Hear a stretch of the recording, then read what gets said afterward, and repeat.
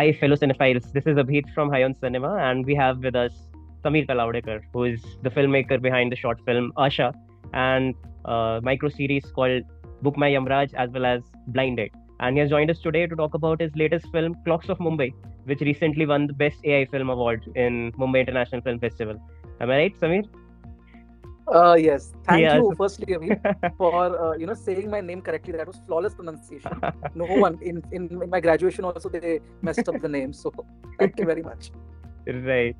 So before we get to Clocks of Mumbai, let's begin with your journey. So how you're very young and you're doing pretty good, like you're an award-winning filmmaker already. So how did you get here? How was the journey? Guide us through it. So honestly, it's been a very similar journey to a lot of people. Mm-hmm. You at a young age you get exposed to any kind of cinema that you feel home to. For me, it happened to be larger than life films. More or less, you can say, if you from an Indian context, you could say S.S. Rajamouli or Sanjay Leela Bhansali. But my greatest sort of inspiration had been Christopher Nolan and still is. Mm-hmm. You are aware of that. I was quite drawn to that type of work. I used to write, and I was a science student at that. Just going around my way. And at first, I was a cinephile only. You know what? It's the same thing. It's fine. We're just doing it for fun. It's a hobby, right? Right. But somewhere around the line, my family and I sort of both came to terms that this is not something that I'll able to sort of keep up with. Eventually, this part of my life will catch up, and I'll sort of get frustrated over it. Mm-hmm. So they were quite supportive actually, and they got me enrolled into Whistling Woods and everything. And that was essentially how my filmmaking journey began. But the unfortunate thing was, my year was the COVID year. So the first year we were not allowed into campus at all. Right. So we were doing online classes, and trust me, it's not that fun to learn about film because it feels like a very long lecture given by people who you don't see. If a famous filmmaker is speaking to me, I would listen very keenly to it. Right. But makes sense. right? And I mean no disrespect when I say this, but the people who become teachers are the ones that couldn't do it themselves, and I don't mean it in a disrespectful way. But you have that mindset, right? Yeah. So the funny part was, despite being 19 people, which was low on the lower end of people that they allow, I was amongst the 2 people that they rejected to not come into the direction batch that year. So that was quite heartbreaking. But then I joined screenwriting, and I feel like that happened to be the best decision that I did not take of my life. So they did, but quite good. There I was, and screenwriting was like a hoot. Because nothing we had to do physically. We had to go in class, we had to watch a film, we had to analyze it, we had to discuss it, you have to learn what it happened, and that was it. And then of course you have to write your screenplays, but that is what you're here to do, right? So that's not a work, that's something that you enjoy doing it anyways. I met my mentor, who I still call my mentor, Ashwini sir there, Ashwini Malik sir. But this was all very much, in that bubble. You were in that bubble, protected bubble, that okay, nice and all that. The real journey, I would say, began in November 2022. When we actually made a short film. So Blinded that you mentioned was never supposed to be a microdrama. Right. It was my first directorial, and I messed it up quite a lot. But it sort of gave me the confidence, and I got to know how it should be done, what are the things you should not do, and how you should transition from a writer to a director who needs to think that, okay, this is the footage that I got, or now this is the film that I have. Ignore the script. Now what should I do?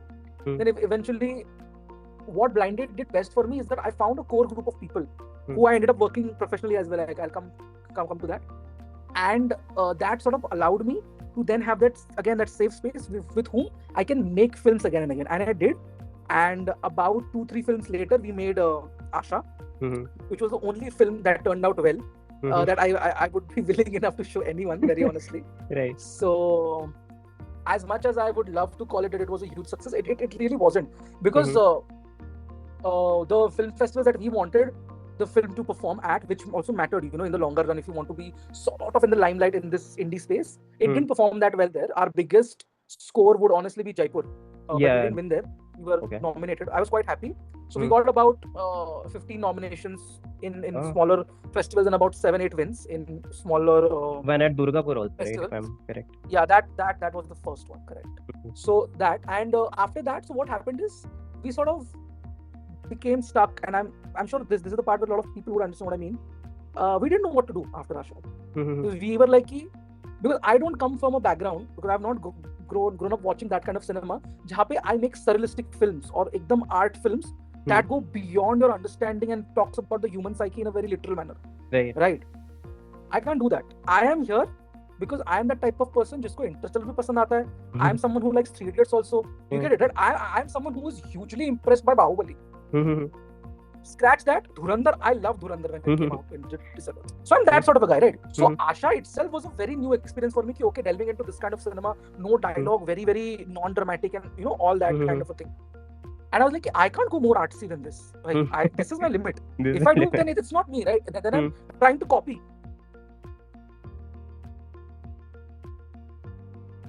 But then I'm like, okay, but if I don't do it, and if I make this kind of cinema, no one will ask me what are you doing, because they are like, it's either you are making very commercial cinema that you are seeing in Bollywood or other mainstream platforms, or you're making extremely indie cinema that gets recognized. Yeah. So, Sunflowers of the Moon, if I'm correct.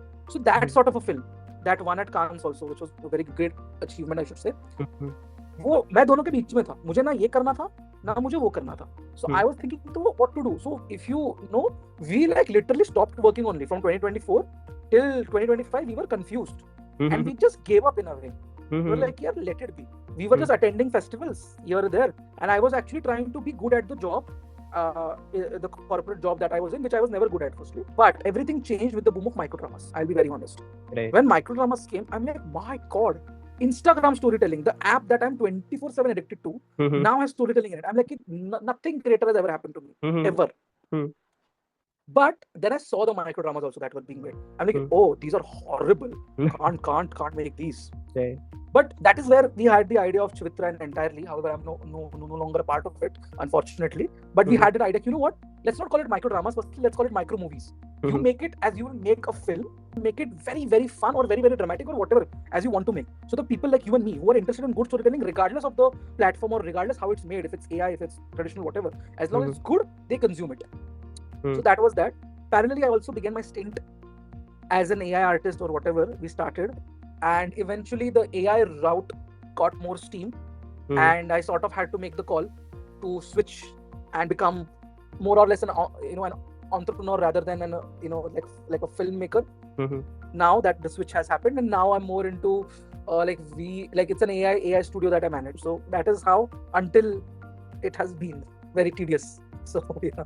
Right, and it's Kalpnk, if I'm right. How do you say it? It is Kalpnik. Yeah. So basically imagination. Thank you. It is that only. The thing is, why we call it, I know a lot of people on the first attempt say Kalpnk. The thing is that A and I, which is missing in the logo, it's that AI. So it's AI, Kalpnik, and it's Kalpnk. So that is how we say it. Right. So what's the story behind it? How many people are involved in it, and how was the journey of making Clocks of Mumbai? And how much time does it take to make an AI film, and how many people does it take? Because it's a completely new, completely new aspect to filmmaking. So just guide us through that. So Kalpanik also started, Abhi, while we were doing Chivitra. We were in the process of making Book My Yamraj, and so very funny, the DOP of Book My Yamraj, my very good friend Ayush Raj, he had this brilliant idea. You know what? That AI is not being used correctly in India mostly. You need to use it properly, and I sort of saw the potential of it in a manner. You know what? Yeah, this is a great tool, and it's a very scary tool. But if you know how to use it, you are a magician, right? I know people will, if people will hate a lot on this. I get it. AI is bad. I understand a lot of water is wasted, but ignoring all of that. That's fine. I mean, purists are there. People of all kind of opinions would be there, but that's okay. But as long as technology is helping you, I guess it's fine. And that is what I'm trying to know. Like, how does this technology help a filmmaker? How can it make it even better than it is right now? So. Better in the manner because the digital platforms have boomed so much. So firstly, you have a way to reach anyone if your work is good. Secondly, what used to happen a bit is, so from my experience only, if I want to make something, we used to have to make that, or my producer had to sort of put out his own money to make that film. And because when you have a crew, and if you want to make a certain quality of films, you have to invest that money and with no returns, right? It's not like it'll ever see the light of day in theater or to be fair, an OTT platform, because no one is interested in that. But now with AI, what has happened? Firstly, the people required to make a good film is slashed to half or even less than that. What matters is only two things, and I'll attest to this very, very strongly, is whatever vision you had, are you able to communicate it to your fellow who might be a prompt engineer, Hmm. or you yourself being that person to put it into the AI and make them understand कि आपको what do you exactly want out of it, right? That. But what it skips, which is the beautiful part, is that I want to make this shot. I don't need 4 light dadas. I don't need this amount of lighting setup, then an AC, then a assistant director who's managing all of it, then a fixed period of time, 12-hour shift and all that, the chaos. Because I love shoots as much as I would argue about it. I love shoots, but I also see their flaws. Okay. So that is the thing which it has helped with, because then the communication is very clear. And because mostly what you want now will come out if you're good at presenting your idea. Right. And then you should also be considered that if you're a filmmaker, you will never get exactly what you want. Whenever you shoot also, you might get 90% of what you want. That 10% or even larger amount than that gap needs to be filled in the edit or in the sound design or in the music to make it cohesive and good enough. And that is where the film, is made again and again as we speak. Same with AI. You'll make all the shots and everything. So with this film also, Clocks of Mumbai or Mumbai Standard Time, whatever you call it, that was also very much. If you read my script, what I had written, it didn't have this type of a fast cut wala energy. It was quite slow paced and in a very, very artsy zone that I had written. But Manav, who is my other co-founder, when he sort of made the shots, he co-directed and also edited the film very beautifully. When he had the shots and all lined, then when he put it into the editing software, he's like, it's not working, not clicking, it's not giving the right energy. So he had a very different treatment to it. He didn't change the story. He just made it in a way which felt natural. No, that was no AI, right? That was a filmmaker doing his job. That was an editor doing what he's very good at. Because ultimately the vision comes from humans, right? Yeah. Exactly. And I can attest that AI has not gotten that good yet. It will eventually. I will never say it won't. You think it will? Like it can match the vision of humans also, if you believe AI can? See, what I get at the stage that it is now, it is embarrassing to say yes, because I get it. It's so bad right now in a creative manner. Think properly. It can do logistics amazing, but creatively it is very, very behind the humans. But think of it now, how it was in 2023, and in 3 years, how much better has it gotten? So in 3 years, if it can make that journey wherein there is this proper conversation, is it taking away our jobs? Some fields, of course. So eventually, I think it would have, it would become, something that could be, that could have its own voice. The problem with AI is that it doesn't have its own voice. Very much catering to what you want. ChatGPT is the biggest culprit in this. Oh yeah, you think the moon is flat? Absolutely, the moon is flat. There are 10 reasons why the moon is flat. So now, not definitely, but it is catching up, right? Talking about more specific to your question, of course, the process of making an AI film, quite similar to how we would make a normal film. Okay. Firstly, we made this film for Mumbai International Film Festival hackathon, which they have, which is a part of the entire festival. So we get a 48-hour window in which we have to deliver a 2-minute original film, right? And that is judged by a set of panelists that they have. About the film, they gave a brief which was about Mumbai, which was very vague. I think on purpose, so that it's not specific, so everyone thinks and interprets in its own way. We did the same. We had this idea instantly because the metaphor is very, very common. The unique thing was the clock as the head. Yeah. Which is what stuck with me. Ayush also, who had this idea originally, but I had my own reservations, and Manav and everyone had their own reservations. Because firstly, it was the first idea.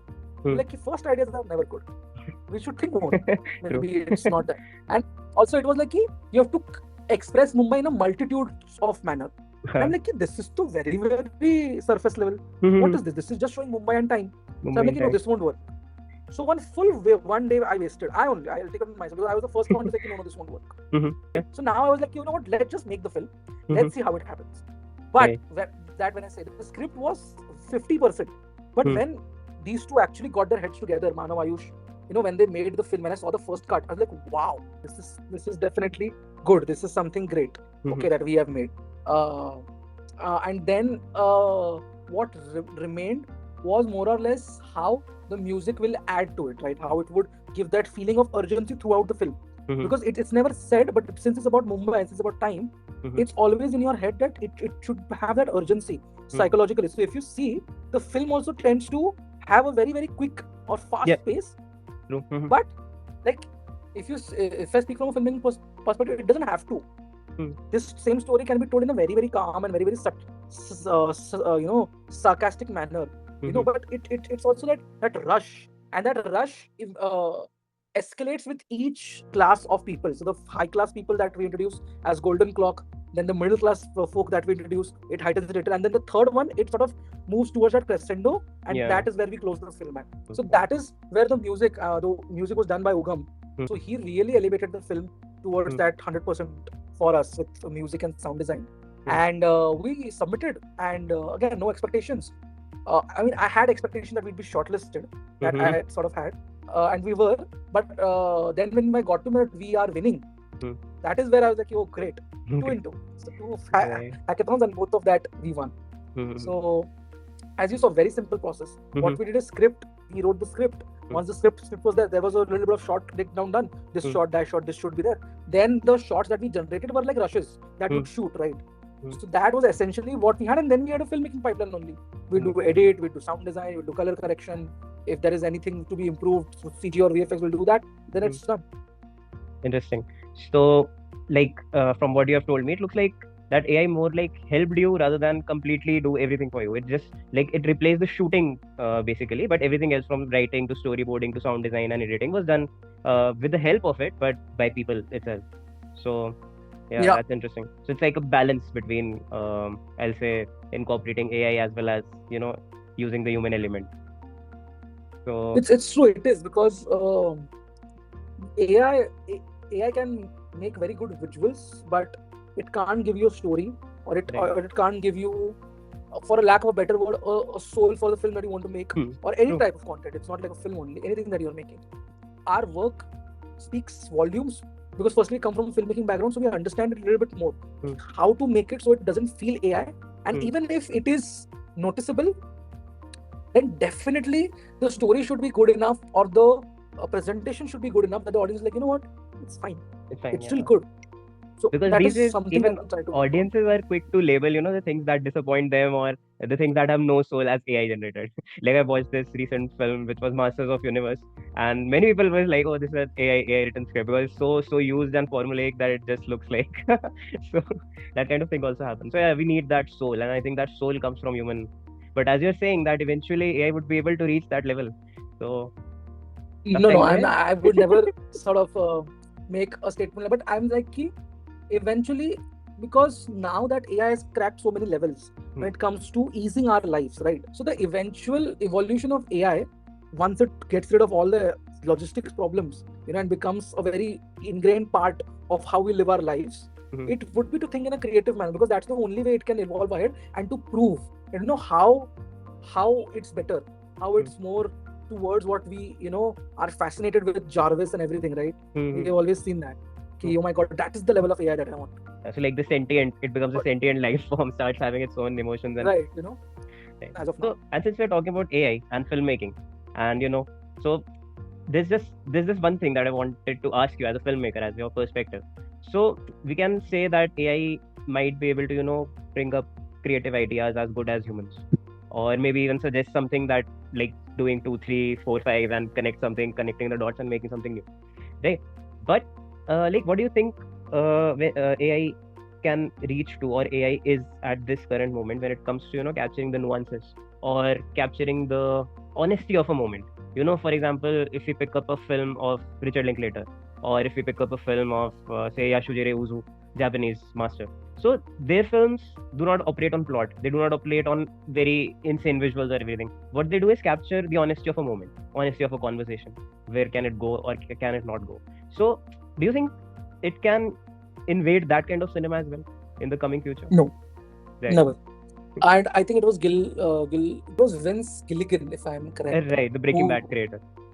Yes, who said that AI, basically he had to say that AI is the biggest machine to copy stuff from everyone. Right. He used a very good word. I can't quote him verbatim.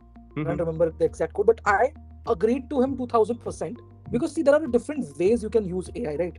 So if you're using Claude, ChatGPT, or for that matter, any AI platform, these are the mainstream ones. Even if you talk about other platforms, and having tested them, they are a series of cliches, right, when it comes to generating creative output. right? So for example, if I would have asked ChatGPT to write the script for this film, it would have given a very ChatGPT-like script with all the cliches of it. True. You know, oh, Mumbai to barish, vada pav, this sort of thing.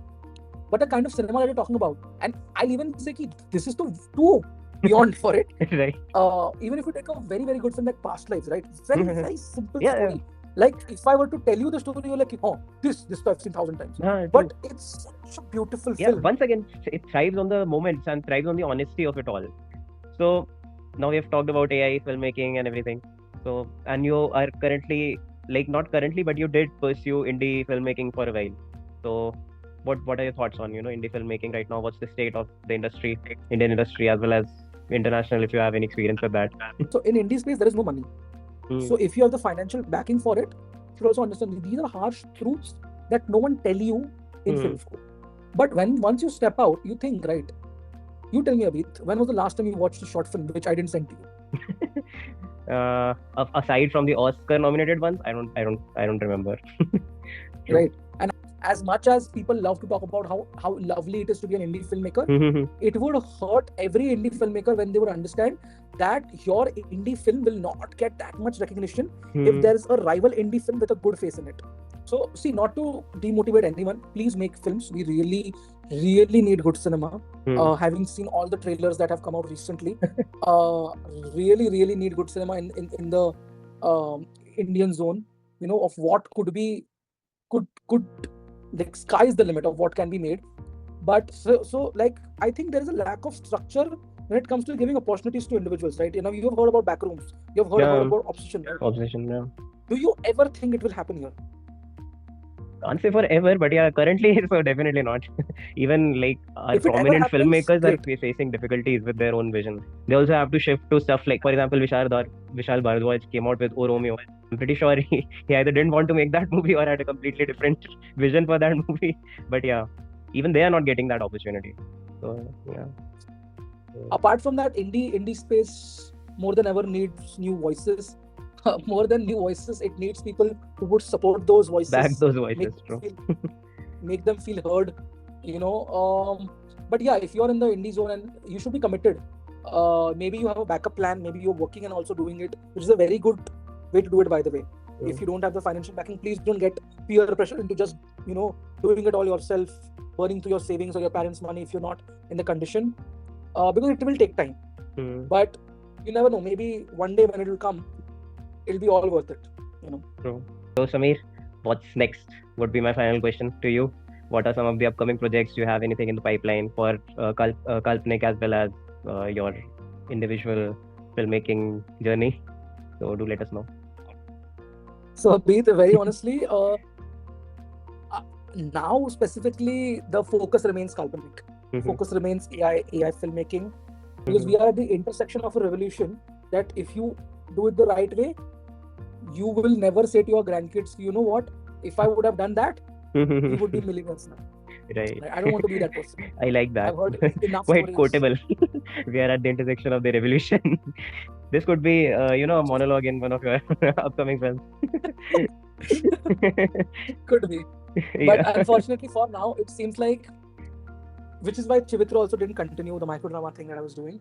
But for now, the route is quite clear. It's all about Kalpnik. It's all about understanding how to make AI better, how to exploit it to its absolute core and make very, very good content out of it, be it films, be it brand films, be it any type of content that entertains audience, that does its job that it's supposed to do. Not everything has to be a good film. A very good ad, sometimes it's so much better than a film. I enjoy ads a lot if it's done correctly. True. It seems like we are in this zone that we are doing everything AI. And when I say so, just to clarify, with everyone who might hear this, I'm a filmmaker, of course, but my other two founders, Ayush Raj and Manav Sunil, they are also both great filmmakers who have now made the switch to entrepreneurs or AI filmmakers, whatever you call it. We come from a very purist background also. We come from a film school for that sake. But yeah, so we have evolved. We are doing this as a thing. And so far, it's been quite good. Never thought I would be in this position. But yeah, now only we have to go upwards from here. True. And I really wish that you do. And as for Clocks of Mumbai, is it coming out anytime soon on YouTube or any platform that we can all see? It's very funny that you asked that. Today is 24th, like the day we are speaking, right? Yeah. It is gonna come out tomorrow only. Oh, that's amazing. On 25th June, yeah. So we'll release it on Instagram, our Instagram handle, Kalpanik AI. And everyone would be able to watch it, comment whatever you feel about the film, see if it was worth it or not, if the correct film won the award. Because I always had that right with everyone, whichever film won, not deserving. No, not deserving. that has been happening to me since past two Oscars. But yeah, that's a story for another time. Anyway, yeah, congratulations, Sameer, on your wins as well as your entire journey, and I hope you go upwards and higher. So yeah, thanks for speaking with us. So much, Abhi. Thank you. Thank you for having me.